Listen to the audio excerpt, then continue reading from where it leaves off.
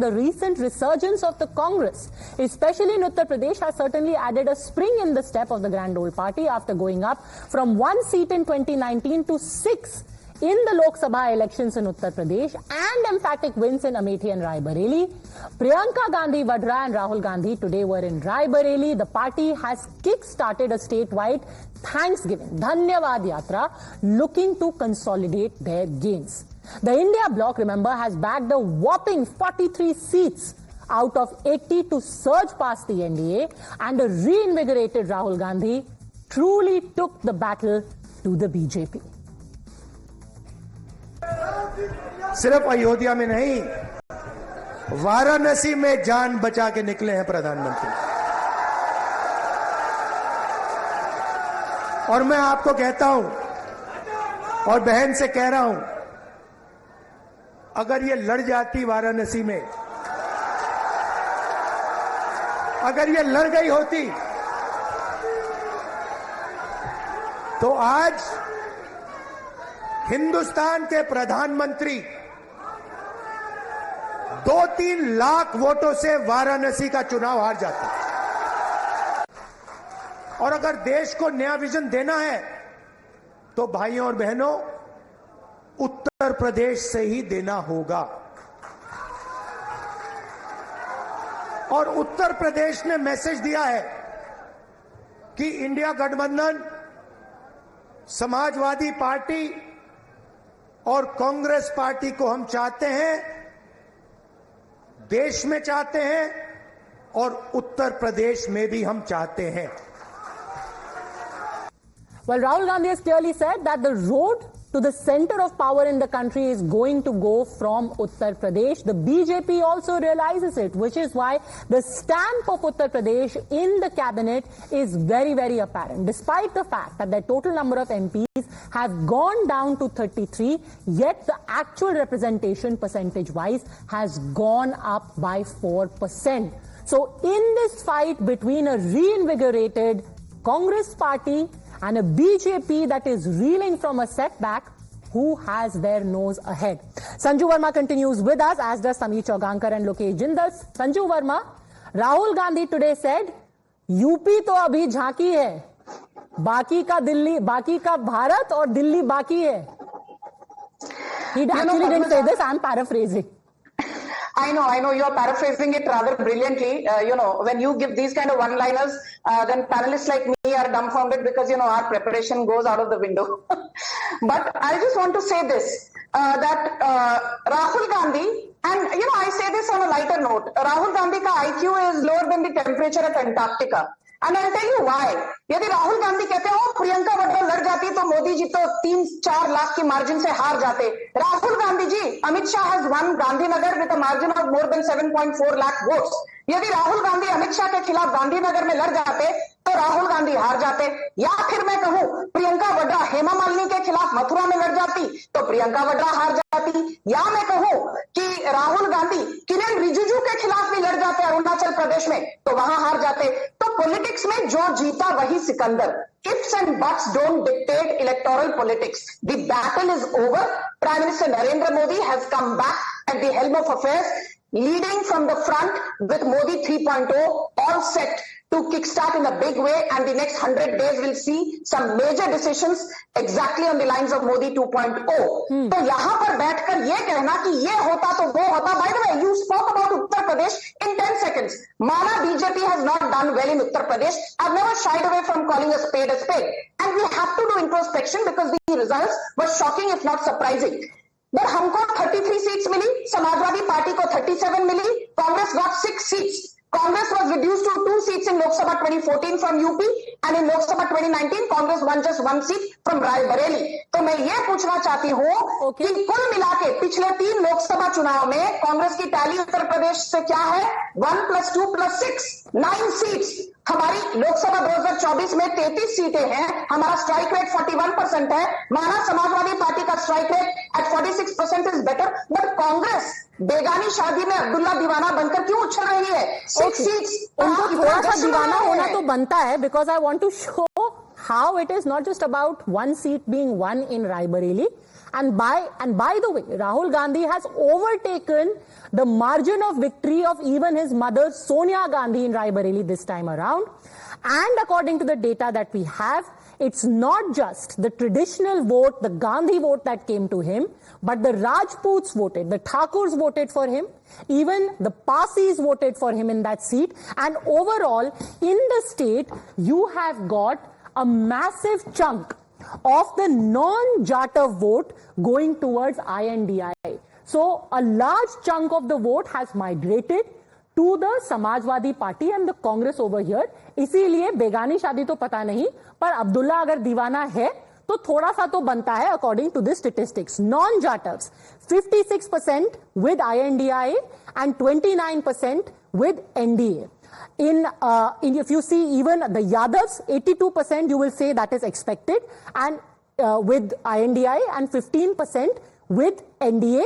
But here you see the other OBCs, which used to be clearly with the NDA, 59% stays with NDA, and even INDI has a sizable 34%. So let me ask you, Sameer ji, अभी क्या ऐसा लग रहा है that Uttar Pradesh could be the place जहां से कांग्रेस अपने को रीफैशन कर सकती है, एक पुनर्जन्म किस्म का हो सकता है, और शायद इसके लिए राहुल गांधी रायबरेली रखें, वायनाड छोड़ दें? देखिए पटना जी, मुझे लगता है कि राहुल गांधी और कांग्रेस खुद के दम पर अगर चुनाव लड़ते उत्तर प्रदेश में, बिना किसी गठबंधन में चुनाव लड़ते, बिना समाजवादी पार्टी के चुनाव लड़ते, और अगर 6 सीटें जीतती, तो मैं मान सकता था कि कांग्रेस ने अपनी दम पर 6 सीटें जीती है। समाजवादी पार्टी के साथ लड़कर कांग्रेस ने 6 सीटें जीती है, और 2 सीटें तो अमेठी और रायबरेली को आप वैसे भी मत काउंट कीजिए, क्योंकि वो कांग्रेस की सीटें मानी जाती है। अमेठी जब वो हारे थे तो हमने कहा था मेजर लॉस, तो अमेठी जब जीते तो मानना पड़ेगा, सेंटिमेंट है, ये माना जाता है। लेकिन देखिए इस बार क्या हुआ, इस बार मायावती का एक बड़ा वोट बैंक जो था वो शिफ्ट हुआ है भारतीय जनता पार्टी के पास न जाकर वो कांग्रेस के पास, समाजवादी गठबंधन के पास चला गया है। मायावती का 10% का वोट बैंक जो टूटा है वो निश्चित रूप से समाजवादी पार्टी और कांग्रेस के पास गया है, मुस्लिम वोट बैंक शिफ्ट होकर गया है। और जिस तरीके से राहुल गांधी ने जो नैरेटिव सेट करने की कोशिश की थी, एक भ्रम क्रिएट करने की कोशिश की थी कि भारतीय जनता पार्टी सत्ता में आएगी तो संविधान को बदल देगी, आरक्षण को खत्म कर देगी, पर हो सकता है तो ये देश भर में चल जाए, भ्रम हो या उत्तर प्रदेश की कास्ट पॉलिटिक्स बाकी जगह से बहुत अलग है। उत्तर प्रदेश में चला और मायावती चुनाव लड़ी नहीं, तो मायावती का बड़ा वोट बैंक जो शिफ्ट होना था दलितों का और ओबीसी का, वो इंडिया गठबंधन में चला गया। उसके कारण मुझे लग रहा है कि कांग्रेस को उसका बेनिफिट मिला, इसमें कोई दो राय नहीं, समाजवादी पार्टी को उसको बेनिफिट मिला, इसमें कोई दो राय नहीं। लेकिन ये कोई जरूरी नहीं है कि आपने अभी 6 सीटें जीती है तो 2027 के विधानसभा चुनाव या उसके बाद 2029 का लोकसभा चुनाव आप फिर जीत करोगे।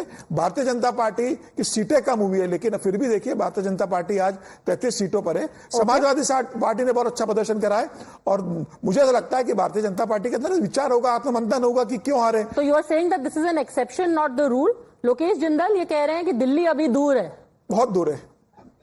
समीर साहब, out of 13 seats in Purvanchal, 10 seats are won by the India Alliance. On what basis are you putting forward this argument of yours? Secondly, if you talk about the seats that have been won by the Congress, they have been won with a significant majority. And look at Varanasi. When you're talking about Varanasi, it is the seat of the Prime Minister, and he had a loss of 3 lakh votes. Now that is a major cause of worry, because the Prime Minister came out with a very high voltage campaign rhetoric.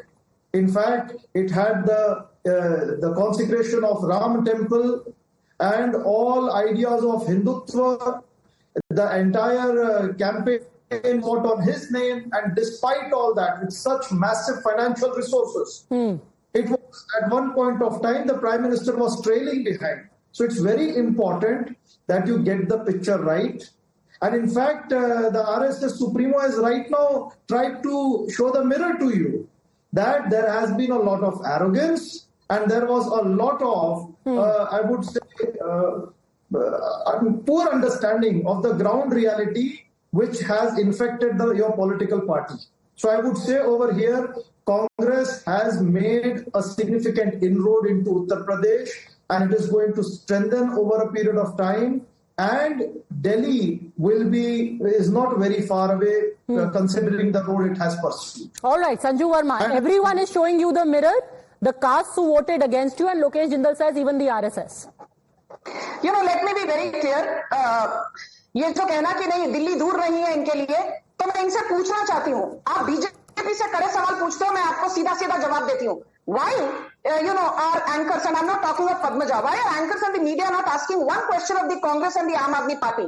Manoj Tiwari north east Delhi से जीते, कन्हैया कुमार के लिए campaign करने अरविंद केजरीवाल खुद गए, कन्हैया कुमार के लिए राहुल गांधी ने भी कैंपेन किया. तो क्या मैं मान लूं कि राहुल गांधी प्लस अरविंद केजरीवाल की कैंपेनिंग के बावजूद कन्हैया कुमार नॉर्थ ईस्ट दिल्ली से हार गए? इसका मतलब राहुल गांधी और अरविंद केजरीवाल का दिल्ली में वजूद लगभग ना के बराबर है. Because if you are blaming Narendra Modi and another argument, चलो मान लेते हैं आप कहते हैं लोकसभा में है उनका, लोकसभा में उनका वजूद ना के बराबर है, बट यूपी में तो आप सत्ता में है ना, यूपी में you are in government and you are double engine.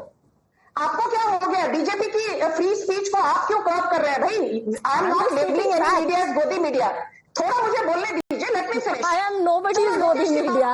Sanju Verma, I am nobody's Godi media, and I don't intend to live up to that at all. But fact is fact. Can I just finish, Padmaja? Please, I just said that on a lighter note. I've never made any, underhand comments to the media. I just want to say this.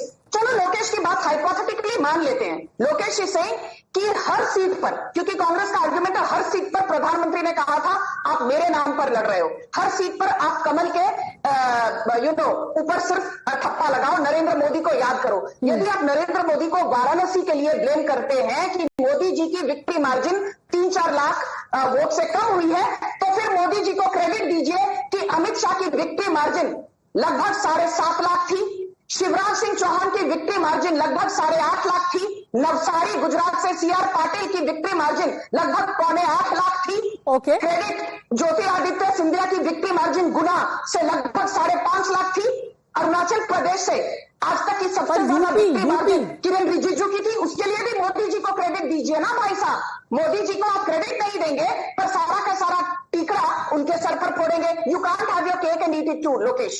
Okay, but right now it is not so much about credit as opposed to who is going to get the power, because right now the claim of the Samajwadi Party and the Congress is कि credit तो छोड़िए, अभी 2027 में, अभी अगला चुनाव 2027 में ही होगा ना उत्तर प्रदेश में, Samajwadi party and Congress are going to come to power. How has the BJP recognized it and addressed it? Let's show you how the Union Council of Ministers has a very clear message for the upcoming elections. Now, the actual number of MPs from Uttar Pradesh has gone down in UP, but their representation in percentages has gone up by 8%, and these are people who are drawn from across Uttar Pradesh. So you have got people who come from the Awadh region, you come from the Bundelkhand region, those who come from western Uttar Pradesh. You've got BL Verma, who's a Lodh, Pankaj Chaudhary, who's a Kurmi, Anupriya Patel, who's also a Kurmi, both of them from eastern Uttar Pradesh, Rajnath Singh from Lucknow, from Awadh, Thakur, Kirti Vardhan Singh, again a Rajput, he's been made an MOS, Kamlesh Paswan, a Dalit, and SP Singh Baghel, also a Dalit, both of them made MOS, Jayant Chaudhary and Jitin Prasada coming from Rajya Sabha, and of course he is from Pilibhit, coming from western Uttar Pradesh. ये जो push दिया गया है, आपको लगता है कि इस पुश का फायदा होने वाला है और उत्तर प्रदेश थोड़ा सा वापस बीजेपी रिकवर कर पाएगी? देखिए, निश्चित रूप से ये चुनाव में जरूर भारतीय जनता पार्टी को एक झटका लगा, इसमें कोई दो राय नहीं है. भारतीय जनता पार्टी को भी उम्मीद नहीं थी कि इतना बुरा प्रदर्शन उत्तर प्रदेश के अंदर होगा, और ये रिकॉग्नाइज किया है उन्होंने कि झटका लगा है. जब योगी आदित्यनाथ का इतना बेहतर काम हो, प्रधानमंत्री मोदी खुद वाराणसी से सांसद हो, प्रधानमंत्री मोदी का इतना बेहतर काम हो, डबल इंजन की सरकार हो, तो कोई कल्पना नहीं कर सकता कि भारतीय जनता पार्टी का प्रदर्शन उत्तर प्रदेश में होगा. लेकिन ठीक है, कास्ट समीकरण से बन गए, एक ऐसी मतलब एक जो गलत धारणा कांग्रेस ने और समाजवादी पार्टी ने जो बना दी थी कि संविधान खत्म हो जाएगा और आरक्षण खत्म कर देंगे, मुझे लग रहा है कि वो नैरेटिव जनता के बीच कहीं काम किया होगा. कहीं ये भी काम किया होगा राहुल गांधी ने जो कहा था कि 1 लाख रुपए महिलाओं को हम देंगे, खटाखट जिक्र किया, खटाखट वोट पड़ गए. लेकिन ये ठीक है काम किया, लेकिन इसका मतलब ये नहीं कि ये हमेशा काम करेगा. जनता ने एक बार जरूर इस बात को स्वीकार किया होगा. भारतीय जनता पार्टी का जमीनी स्तर पर जो काम है, योगी आदित्यनाथ का जमीनी स्तर पर जो काम है, और भारतीय जनता पार्टी का जो संगठन है, वो अब एक बार हो गया, लेकिन बार बार ऐसा परिणाम नहीं होगा. अगला चुनाव भारतीय जनता पार्टी फिर पूर्ण बहुमत से जीतेगी, चाहे वो विधानसभा चुनाव हो Okay. चाहे लोकसभा चुनाव हो, अखिलेश यादव को सिर्फ लोकसभा चुनाव में 37 सीटें जीतने पर यह सपने नहीं पाल लेना चाहिए कि विधानसभा चुनाव में उनकी सरकार बनने जा रही है। अगर अखिलेश यादव को यह लगता कि विधानसभा में उनकी सरकार बनने वाली है तो अखिलेश यादव विधानसभा से इस्तीफा देकर लोकसभा कंटिन्यू नहीं करते, वो विधानसभा में काम करते हैं। विधानसभा और उन्होंने maybe इसलिए तो- छोड़ी है कि वो जानते हैं कि विधानसभा में सरकार नहीं बना पाएंगे। अब वो दिल्ली के अंदर ये चाहते हैं कि इंडिया गठबंधन का मैं चेहरा बनूं। Okay. अखिलेश यादव चाहते हैं कि अरविंद केजरीवाल जेल में है, नीतीश कुमार चले गए, तो अब मैं पहला चेहरा बनूं और प्रधानमंत्री मोदी के सामने प्रधानमंत्री मोदी बनाम अखिलेश यादव की लड़ाई हो। उत्तर प्रदेश में कोई चुनौती नहीं योगी को, इसलिए उन्होंने उत्तर प्रदेश को छोड़ दिया है। Okay, let's see, because Abhi Dhanyavad Yatra has just started of the Congress. Akhilesh Yadav is also saying, I'm going to give up Karhal, the assembly seat that he holds, and I'm going to be sitting from Kannauj. What is the strategy ahead from both sides? BJP is saying Lokesh Jindal, they are going to fight back. Let's see how that pans out. Both gentlemen, Sanju Verma, thanks for joining me.